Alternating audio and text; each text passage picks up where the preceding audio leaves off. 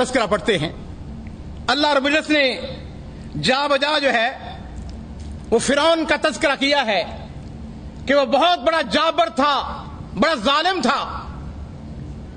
اس نے بھی یہ سعادت حاصل کرنے کی کوشش کی، لیکن لوگوں کے اوپر ظلم کر کے، اور پھر جب اس کو اللہ رب العزت نے بہت بڑی بادشاہی عطا فرمائی، بہت زیادہ اقتدار ملا، تو اقتدار کے نشے میں چور ہو کے اس نے اپنی قوم سے یہ بات کہی کہ ما علمت لکم من الہ غیری. اس نے کہا لوگوں، میں اپنے علاوہ تمہارا اور کوئی رب نہیں جانتا ہوں، میں ہی تمہارا الہ ہوں، میں ہی تمہارا رب ہوں. اور پھر میرے عزیزو، اس کا جو انجام کار ہوا وہ یہ ہوا کہ فاخذہ اللہ نکال الآخرۃ والأولی. اللہ رب العزت نے اس کو پکڑا اور پھر اس کو آئندہ آنے والی نسلوں کے لیے باعث عبرت بنا دیا. سوال یہ پیدا ہوتا ہے میرے بھائیوں کہ کیا ہر وہ شخص جس کے پاس دولت ہے، مال ہے، اقتدار ہے، کیا وہ سعادت مند ہے؟ ایک شخص ہے، اس کو اللہ رب العزت نے اقتدار دیا، وہ وزیر بن گیا اور ترقی کی، وہ وزیر اعلیٰ بن گیا اور ترقی کی، وہ ملک کا وزیر اعظم بن گیا اور آگے بڑھا، ملک کا صدر بن گیا، حکمران بن گیا، بادشاہ بن گیا. میرے عزیزو، سوال یہ پیدا ہوتا ہے کہ کیا جس کے پاس اقتدار ہو، جس کے پاس نوکر چاکر ہو، کیا ہم یہ بات کہہ سکتے ہیں کہ وہ شخص سعادت مند ہے؟ ایک شخص ہے، بہت امیر آدمی ہے، ذرا توجہ میری طرف میرے بھائی. ایک شخص بہت زیادہ امیر آدمی ہے، اس کو اپنی دولت کا پتہ نہیں ہے، اس کے پاس بینک بیلنس ہے. میرے عزیزوں ذرا غور کیجیے، کیا ہم یہ بات کہہ سکتے ہیں کہ دولت جو ہے وہ اس بات کا پیمانہ ہے، اس بات کا ثبوت ہے کہ یہ شخص جو انتہائی بڑا دولت مند ہے وہ سعادت مند ہے، وہ خوش نصیب ہے؟ ابھی میں نے آپ کے سامنے ایک مثال رکھی تھی، فرعون سے زیادہ حکمرانی شاید ہی کسی کو ملی ہو، اور دولت مندی کے اعتبار سے اگر دیکھا جائے تو قارون جو ہے، اس کے پاس جتنے خزانے تھے اس کا آپ کو بڑا معلوم ہے، اس کا آپ تصور کر سکتے ہیں کہ اس کے خزانوں کی کنجیوں کو اٹھانے کے لیے ایک بہت بڑی جماعت درکار تھی. لیکن جب اس نے فخر کیا، تکبر کیا، تو میرے بھائیوں اللہ فرماتے ہیں فَخَسَفْنَا بِهِ وَبِدَارِهِ الْأَرْضَ، پھر ہم نے اس کو اس کے سارے خزانوں سمیت زمین کے اندر دنسا دیا. تو میرے بھائیوں معلوم ہوا کہ اقتدار یا دولت جو ہے وہ اس بات کا پیمانہ نہیں ہے کہ آدمی جو ہے وہ سعادت مند ہے. حقیقی سعادت مند کون ہے میرے بھائیوں؟ سعادت کس نے حاصل کی؟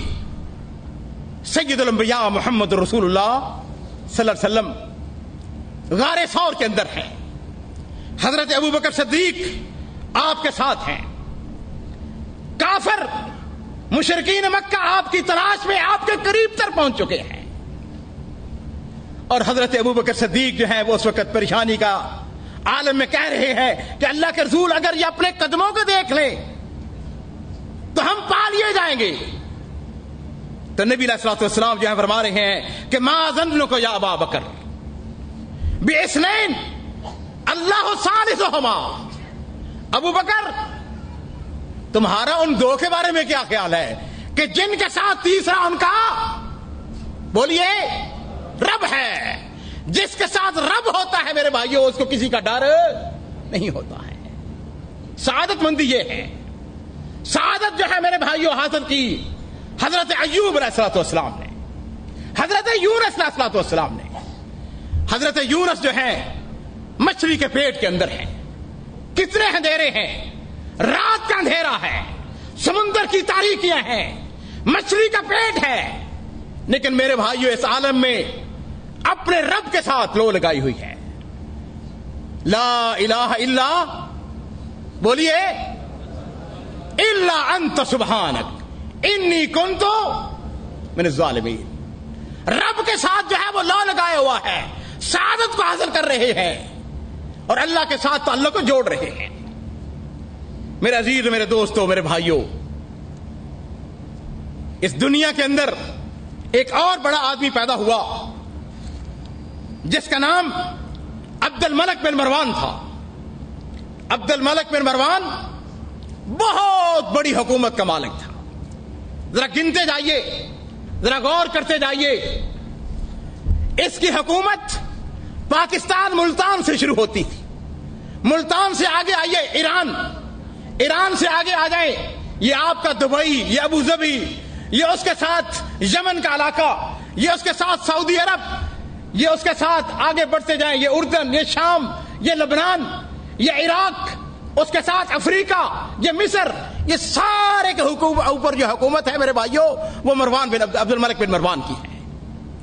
اتنی بڑی حکومت کا سربراہ، اور جس وقت اس کی موت قریب آئی، ہائے، اقتدار کو چھوڑ دیا، اس اقتدار کو کسی اور کے حوالے کر دیا. آخری وقت ایک دن اپنے محل کی چھت کے اوپر، بالا خانے کے اوپر چڑھا. اس نے کھڑکی کو کھولا، اس نے دیکھا دور ایک دھوبی کپڑے دھو رہا ہے. اور آپ کو پتا ہے کہ جب دھوبی کپڑے دھوتے ہیں تو ساتھ ساتھ کچھ گا رہے ہوتے ہیں. بڑے مستی کے عالم میں کپڑے دھو رہا ہے، کچھ گیت گا رہا ہے، بڑا خوش ہے، بڑا مست ہے. عبد الملک بن مروان نے جس وقت اس کو دیکھا، کتنا خوش نصیب ہے، کتنی خوشی کے عالم میں ہے، تو بڑی حسرت کے ساتھ کہا یا لیتنی کنت غسالا. کہنے لگا کاش میں دھوبی ہوتا. یا لیتنی ما عرفت الخلافہ، اے کاش کہ مجھ کو خلافت نہ ملی ہوتی. یا لیتنی ما تولیت الحکم، اے افسوس، اے کاش کہ میں نے بادشاہی کو نہ سنبھالا ہوتا. اللہ اکبر.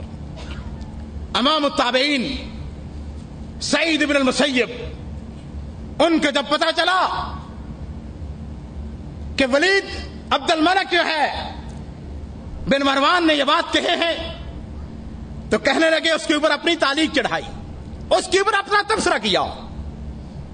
کہنے لگے الحمدللہ الذی جعلہم یفرون علینا فی سکرات الموت ولا نفر علیہم.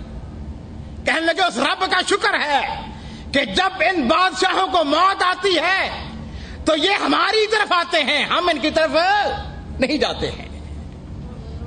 میرے عزیزو، یہ ہے سعادت. سعادت اس کا نام ہے.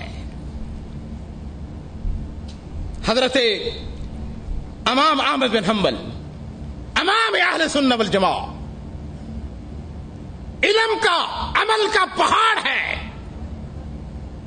میرے بھائیوں، ان کے دور کے اندر ایک بہت بڑا فتنہ اٹھا جس کو خلق قرآن کا فتنہ کہا جاتا ہے. خلیفہ نے یہ بات کہی، اس نے کہا قرآن رب کی مخلوق ہے. بہت سارے مولویوں نے، کچھ نے ڈرتے ہوئے، کچھ نے مصلحت کے تحت، کچھ نے بادشاہ کو راضی کرنے کے لیے، خلیفہ وقت کو راضی کرنے کے لیے فتویٰ دے دیا. کہا کہ ٹھیک ہے کہ قرآن جو ہے وہ رب کی مخلوق ہے.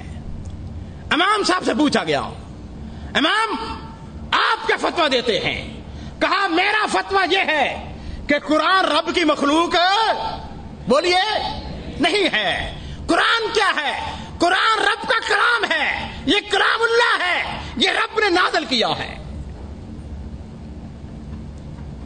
3-4 خلیفے امام احمد بن حنبل رحمہ اللہ نے گزارے ہیں. ہارون رشید کا بیٹا مامون جو ہے، اس کے دور کے اندر یہ فتنہ شروع ہوتا ہے. اور مامون اتنا سخت تھا کہ امام صاحب کو بتایا گیا کہ اگر آپ کی ملاقات اس کے ساتھ ہو گئی یہ آپ کو قتل کروا دے گا. مامون نے وارنٹ جاری کیے، کہا جاؤ امام احمد بن حنبل کو لے کے آؤ، ان کے ساتھ ملاقات کرنا چاہتا ہوں. امام صاحب جو ہے